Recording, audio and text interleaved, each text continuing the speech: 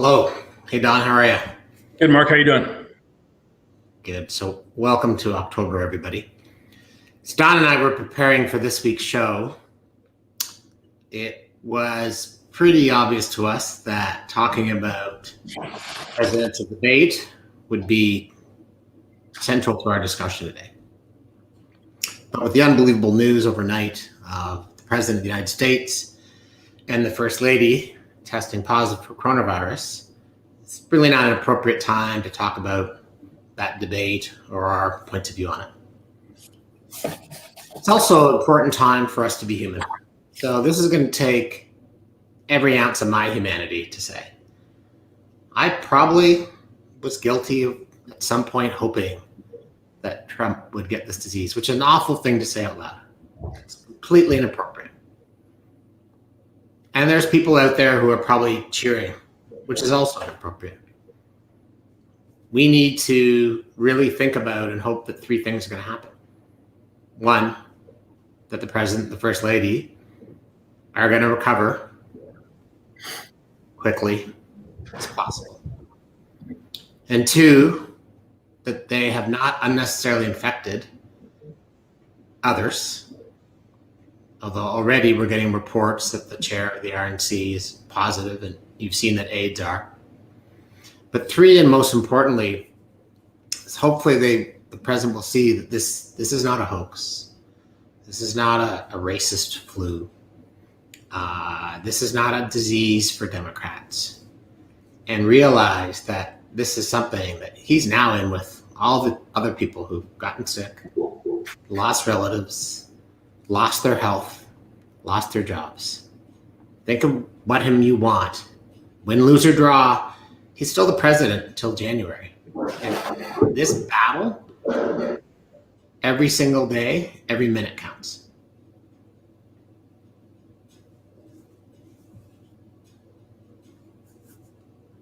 So that's what I hope for. I would say well said, Mark. Thanks. Let's change from somebody who I often rant about to one of my heroes, Terry Fox.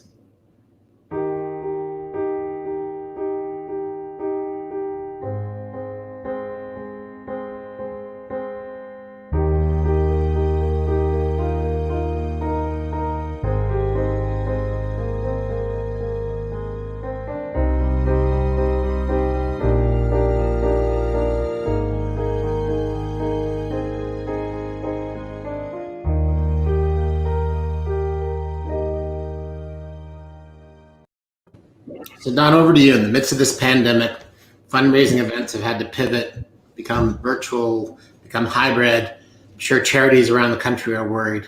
I'd love to hear some updates on last weekend's Terry Fox Run and today at schools where it's possible. The Terry Fox Run is happening across the country.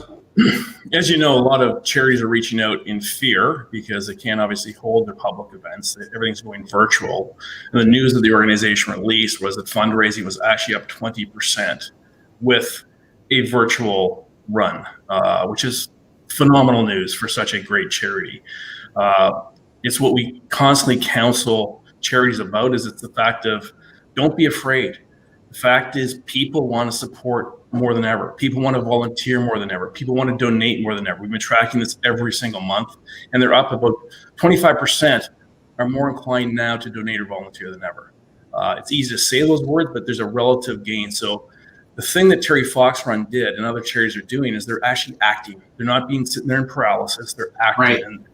And the reality is, as a group, as a community, we need to actually arm the charities with information, facts, ideas, solutions to let them get their word out. Because if you get the word out, it can work. And failure or the risk is doing nothing.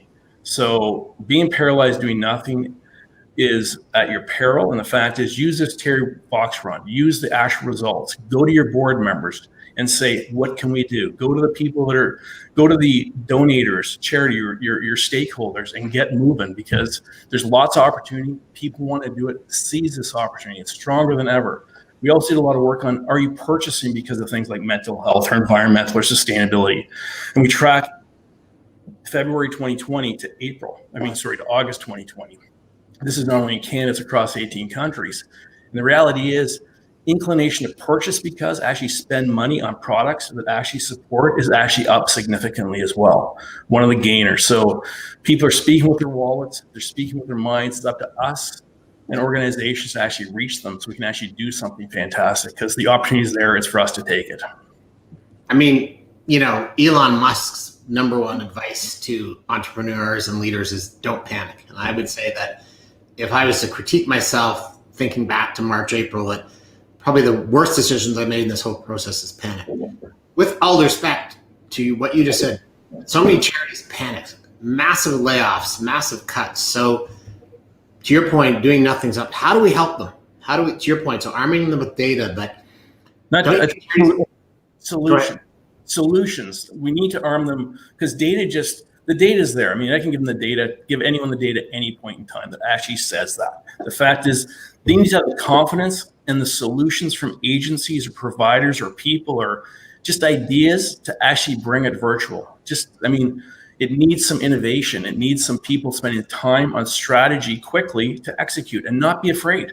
Like, failure is doing nothing. Don't be afraid to do anything. The biggest regrets in anyone's life is doing nothing, not doing something. And right now, panic is not the way.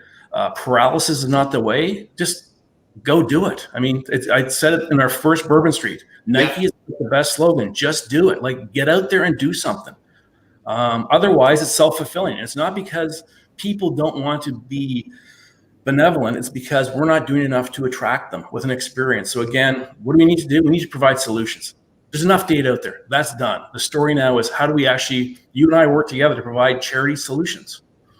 Well, and I also think, and I was on a call this week with 5 agency leaders from the US. Everyone's fed up with the sort of the romantic COVID battle advertisements. It is time to get on with it. You and I are sitting here. It's October 2nd. I would have lost every possible bet that we would be in this position where we are now. We keep scenario planning, massive live events, ticketed events, you name it, is not coming back in 2021, in my opinion. And I know we're going to talk a little bit about pro sports and shopping in a few minutes. But it's time to stop pouting. It's time, to your point, to stop looking into our cereal bowls and to look forward. And I love your comment about boards. I think that, these boards panicked. They cut back. They cut costs. It was batten down the hatches. It's time to invest. Couldn't agree with you more. And the fact is, it's time for us as a community of agencies or suppliers or service suppliers to actually contribute and donate ourselves, to actually provide ideas. It'll get us all back into a better place. There's a lot of people that are underworked or meaning, and the fact is, there's time. There's really bright people. There's an opportunity to do something that's really remarkable, I believe. I shared, a communication with my team earlier in the week, and it stemmed from a conversation I had a week ago that when the CEWS extension was announced, it's actually in a situation, I won't say where to give away the guilty parties, but somebody that I highly respect, very successful person, was quite pissy about the CEWS being extended, and concerned about their taxes, maybe the taxes on their children.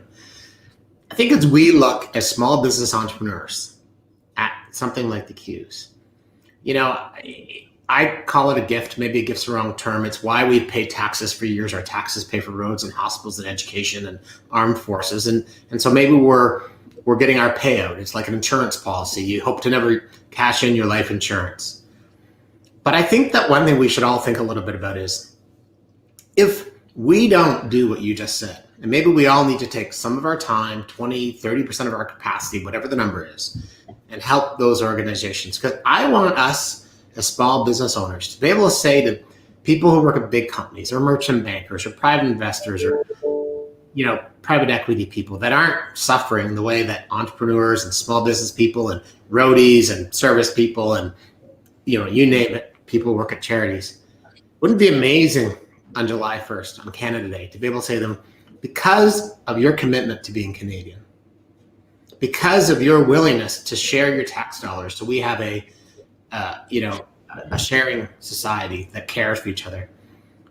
We not only were able to preserve these jobs, we were able to create these innovations, we were able to help these societal partners.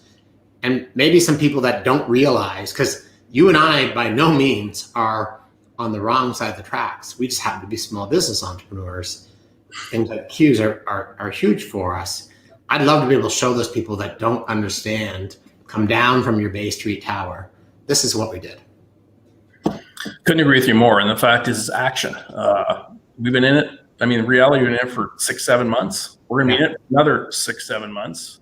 Now's the time to stop whining. I hate to use that word, but no, it's a great word. This is the reality today. So let's stop whining and using excuses and get active. Get active to do something to actually restart and re-engage people. I'm not saying some companies aren't doing it, but there's a lot sitting on the sidelines just going, what do we do? Time to get back in the game. And if it's any comfort to you, one thing that came out of this roundtable that I was on with some agencies is they were talking with their U.S. clients that they were very surprised that almost all their clients, the budgets were even to up, going up 20-30%. Now, these are advertising agencies. So I know in the sponsorship world, some of the work you and I do together and Norm, et cetera, we're seeing a difference. But in marketing, in commerce, in activity, brands want to sell stuff. They want to acquire new consumers. They want to innovate. And employee engagement has never been so front and center. And then ESG. So climate, sustainability, social good, all the things we're talking about. Yeah, every crisis has big opportunity. It's time that we, Canada, the US, whatever, needs to take advantage of those opportunities to actually drive things forward. So let's have a look at how pro sport's taken advantage of that. And let's start off with a little baseball pump-up video, if you will, for you. October. Finally. But we've never done it like this before. This is October, the remix. This year, we invited a few extra friends. That means anything can happen. That's right, anything. These kids are different. Yeah, watch it again. They are young, loud, and hungry. Same game, whole new attitude. And if you don't know, now you know. But one thing remains the same. This trophy ain't gonna lift itself. And World Series champion has a nice ring to it. This is the remix. I know you're going to talk about what pro sports did great. I just want to actually compliment you because I thought you did an amazing job of narrating that video. Thank you very much. Yeah, I think one of the things is that if we go back on Bourbon, I think we were both exceptionally skeptical of Major League Baseball. Oh, yeah. And the fact is we thought NBA, NHL had a good shot. And I mean, the great thing is we just talked about charity. They took action. They were not afraid. They were not paralyzed. You can say it's for greed or for money or whatever. No, it's for business. It's for bringing people what they want. So they deserve massive kudos to actually go out and do something and have very few very few positive tests, especially NBA and NHL. Major League Baseball started out rocky. Mm-hmm. They figured out they're going to bubbles now. They're through it. The NFL, I mean, they postponed the one Pittsburgh Titans game, but overall, with that many people in football, there are so many people on the sidelines, whether it's college or NFL, phenomenal job. And the CFO must be sitting there going, what the fuck did we do? Because they're not showing one person, you know, like, I'm sorry, but leadership comes from the top. So one person. I don't know how I have a job still. Anyway, I'm going to shut up. The point is the kudos to every single sports league to show humanity, as you say, that this can be done. The fact is you can go out if you have the determination and personally you take responsibility, you can go out and do amazing things during this crisis. So, 20% of the population love to hate them, but they kicked ass, and congrats to them, kudos to them. Couldn't have done it better. So I think they could be part of the engine that actually restarts. It's a bigger deal than we think it is. No, you're totally. It gives hope. It's economic. It's actually. Remember years ago, IBM used to run those ads where they said, "If we can run the Olympics, we can run your business." I think there's a parallel here, which is business can look and see how they brought it back to like charity can look at pro sport. 100%. Look at the Olympics in July. Yeah, there's going to be some shit going on, but they proved they could do it here. I mean, it's a stepping stone. In Europe with the English Premier League and all that stuff. Across the board, sports is taking a leadership position, which they should, because they are dominant in society as an everyday thing, even with the 20% that hate it. The fact is, they've done it. It's proof. So, I mean, kudos to them.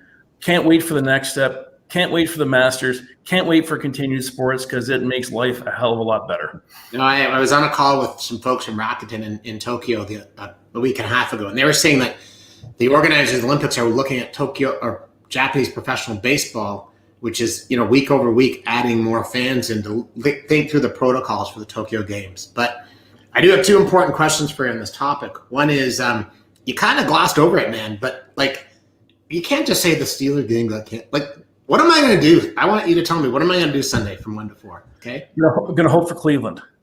You're damn right. No, actually, I hope for Cowboys. Cowboys over Cleveland. Yeah, no. Bedford, but I promised Dave Bedford if there's a cure for coronavirus by Labor Day weekend, I'd cheer for the Browns. So I'm not cheering for the Browns.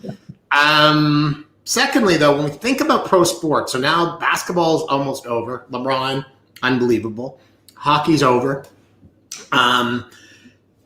The 2021 NBA NHL seasons, which looks like from a basketball standpoint, it's going to start January. Still not sure why they wouldn't do Christmas Day. Here's a question for you. We've got the Buffalo Blue Jays. Adam Silver from the NBA is now saying that they're going to play in home courts with fans, which I don't know how they're going to pull that off. Where are the Raptors going to play? Well, it's obviously going to depend on Health Canada and Toronto and all that sort of stuff. But, I mean, there is concern about the numbers rising, but the context is bad. The fact is, we had 1,700 cases yesterday. But do you realize we're testing 13 times as many people? No, come back to my question. You're avoiding my question. My question is, the Toronto Blue Jays had to play. I'm getting to your answer. They're going to play in Scotia because the fact is we are going to get through, and they're going to find a way to either play there with fans. They'll play there with fans. Put 6,000, 5,000, 3,000 people in. Eventually ramp it up.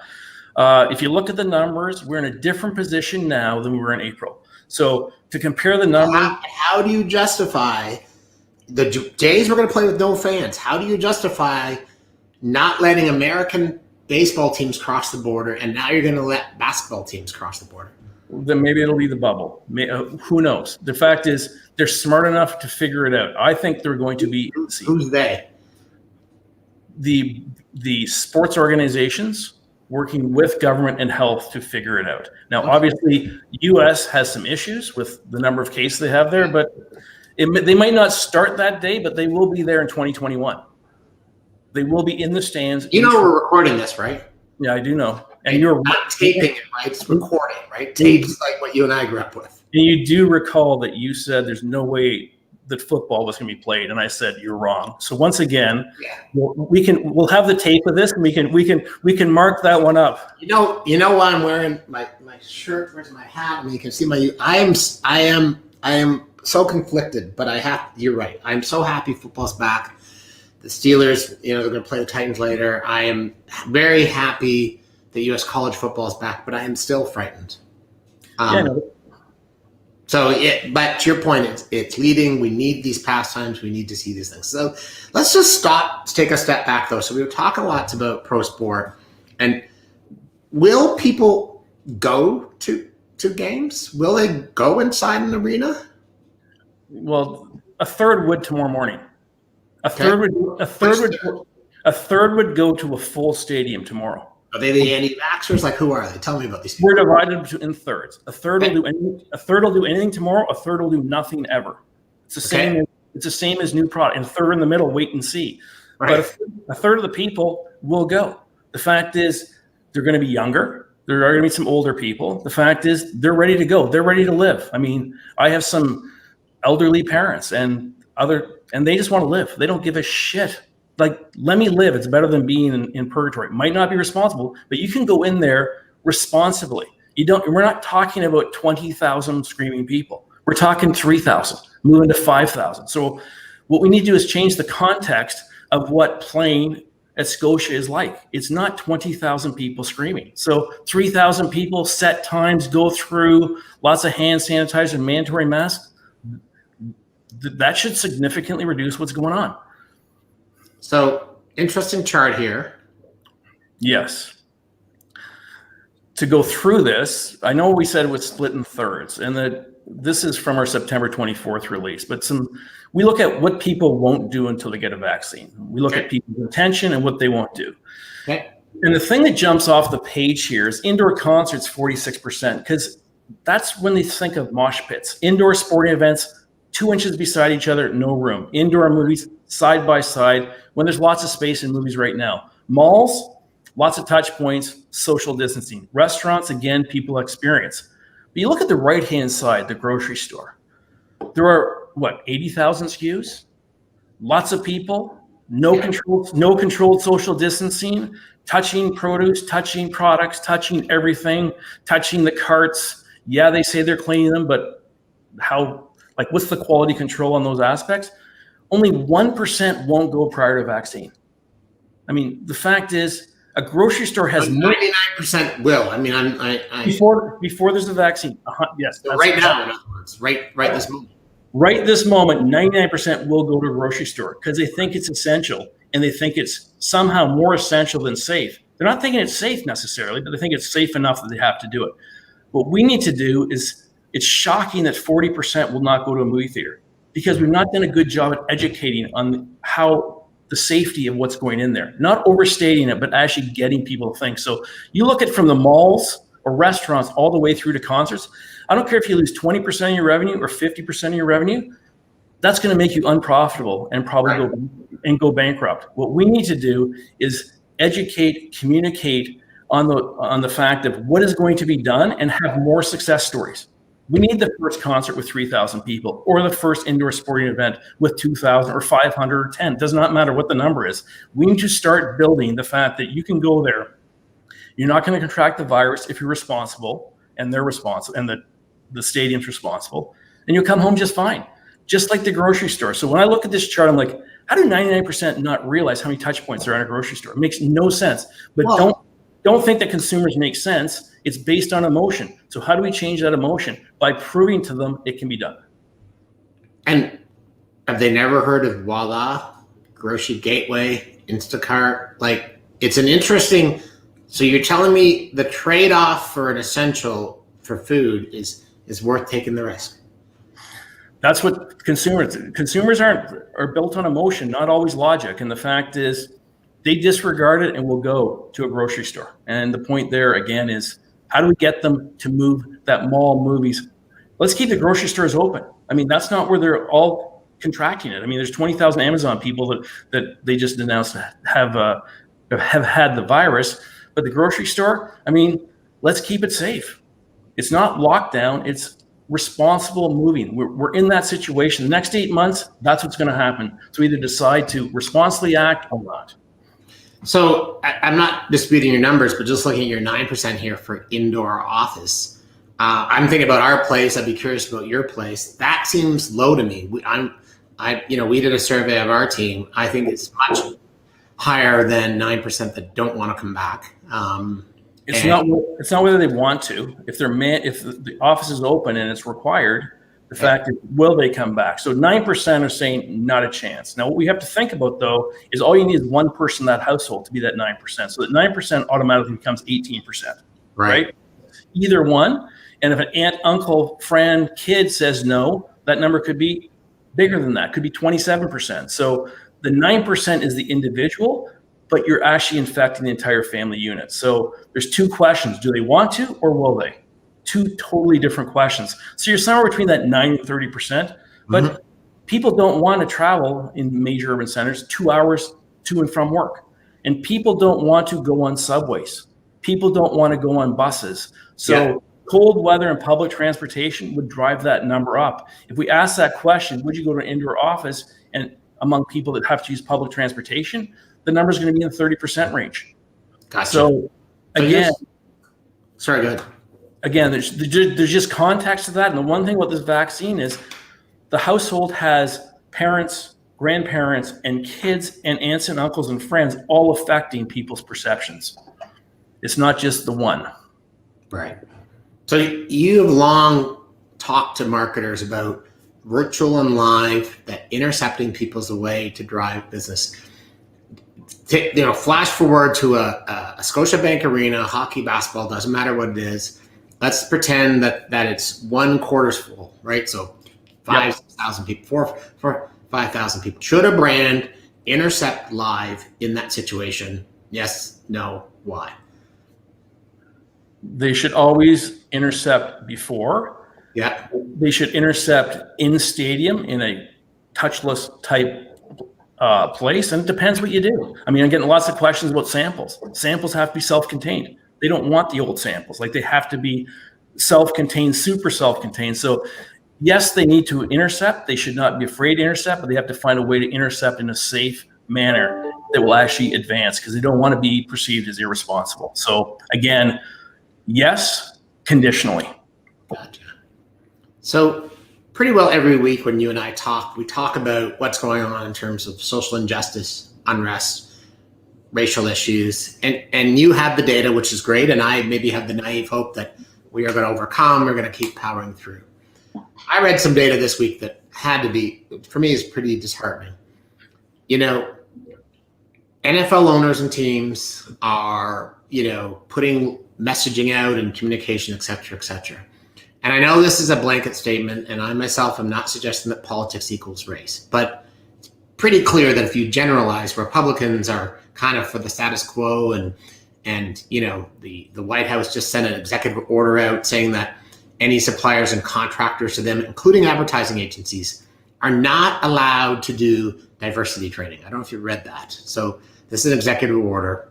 They're not allowed to do talk about systemic racism. They're not allowed to have any training around potential bias or white privilege. 86% of NFL owners' donations for this election have gone Republican. 86%. That's not surprising, but it's not surprising. And football is a Republican sport, and that's part of my conflict. But actions continue to speak louder than words. I mean, people aren't being arrested. We're not seeing fundamental change. It is just flabbergasting to me that and I, you know how much I love the NFL and I love that sport, but these owners are not willing to say that 74% of our employee base isn't important to us. 100% agree. I don't agree with the fact that football is a Republican sport, because a sport is owned by the fans, not by the owners. So they commercially benefit from it, but it's not a Republican sport. It's sport. And the fact is, in the U.S., it is the dominant sport. Republican, Democrat, don't care who you are. The fact is, but it might be owned, but that's way too commercial for me. We're gonna sign off on this with the following. It's good to see you. It's good to have you back. Everybody be safe. And please, all of you young people going to parties, cramming into restaurants, not wearing your masks, we need your support. We need to shut this disease down. See you, buddy. Have a great weekend, all.